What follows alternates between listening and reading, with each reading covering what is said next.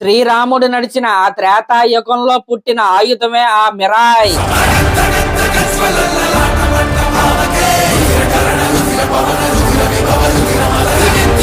ఇందాకే తేజ సజ్జ అలాగే మంచు మనోజ్ గారు నటించిన మిరాయ్ సినిమా ట్రైలర్ అయితే రిలీజ్ అయింది. నిజంగా ఒక్కొక్క ఫ్రేమ్ ఒక్కొక్క షాట్ చూస్తుంటే మైండ్ పోతుంది లోపల. అసలు ఏమన్నా క్వాలిటీ ఇచ్చారు ఆ ట్రైలర్ లో. నిజంగా ట్రైలర్ లో ప్రతి షాట్, ప్రతి ఫ్రేమ్, ప్రతి ఫైట్ సీన్ గనక మీరు చూసుకుంటే వర్త్ వర్మ వర్త్ అనే విధంగా ఉందన్నమాట.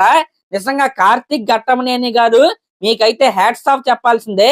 ఒక లిమిటెడ్ బడ్జెట్ లో ఈ రేంజ్ క్వాలిటీ అయితే మీరైతే తెచ్చుకున్నారు. ఇంకా ట్రైలర్ లాస్ట్ లో ఆ శ్రీరాముల వారి షార్ట్స్ అయితే వచ్చినాయి అనమాట. నిజంగా మామూలుగా లేవు, గూస్ బంప్స్ వస్తున్నాయి అవి చూస్తుంటే. ఇంకా ఈ సినిమా ట్రైలర్ ప్రకారం ఈ సినిమాలో ఒక 9 గ్రంథాలు అయితే ఉంటాయి.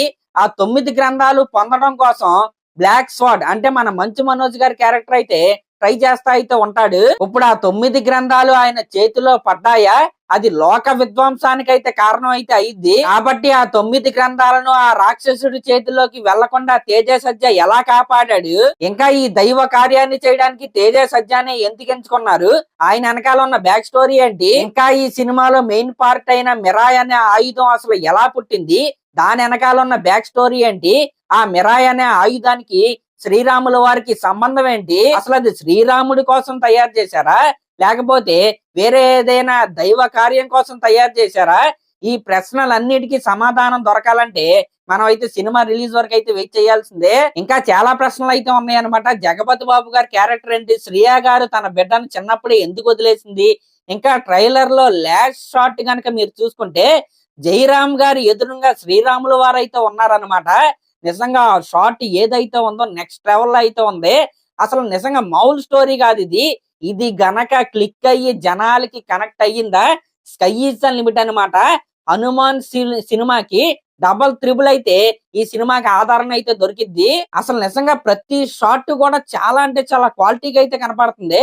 ఆ అవుట్పుట్ తెచ్చుకున్న విధానం ఏదైతే ఉందో నిజంగా ఆ క్రెడిట్స్ మొత్తం కార్తిక్ ఘట్టమనేని గారికి ఇవ్వాలి. ఇంకా మన మంచు మనోజ్ అన్న విలనిజం కూడా పీక్స్ లో ఉన్నట్టయితే కనపడుతుంది.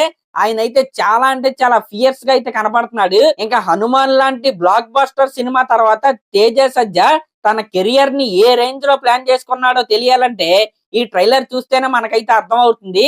హనుమాన్ సినిమా తర్వాత ఇదైతే ఆయనకి పర్ఫెక్ట్ సినిమా అని నేనైతే చెప్తాను. ఇంకా ట్రైలర్ లో ట్రైన్ మీద జరుగుతున్న ఫైట్ కనుక మీరు చూసుకుంటే నాకు తెలిసి అది క్లైమాక్స్ ఫైట్ ఏమో.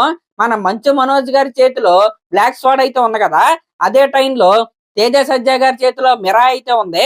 ఇంకొక ఫ్రేమ్ లో కనుక మీరు చూసుకుంటే మంచు మనోజ్ గారి చేతిలో మిరాయ్ అనే ఆయుధం అయితే ఉంది.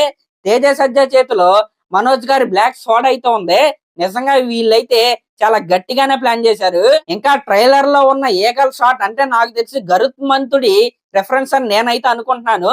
ఆయనే ఒక ఫ్రేమ్ లో కనుక మీరు చూసుకుంటే ఆయన కోరలతో ఈ మిరాయ్ అనే ఆయుధాన్ని అయితే ఆయన అయితే పట్టుకున్నాడు. ఈ విధంగా ట్రైలర్ లో వెతకాలే గాని చాలా అంటే చాలా డీటెయిల్స్ అయితే ఉన్నాయి అనమాట.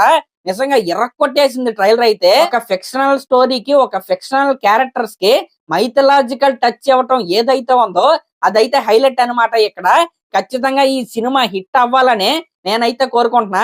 ఇలాంటి సినిమాలు హిట్ అయినప్పుడే ఇలాంటి కొత్త కొత్త కాన్సెప్ట్స్ ఇంకా వస్తాయి అనమాట. ఖచ్చితంగా ఈ సినిమా అయితే హిట్ అయి తీరాలి. ఇంకా వీళ్ళ రిలీజ్ ప్లానింగ్ కనుక మీరు చూసుకుంటే టాప్ ప్రొడక్షన్ హౌస్లకి అయితే వీళ్ళైతే ఇచ్చారనమాట. మన తెలుగులో పీపుల్ మీడియా వారే ఈ సినిమాని అయితే రిలీజ్ చేస్తారు.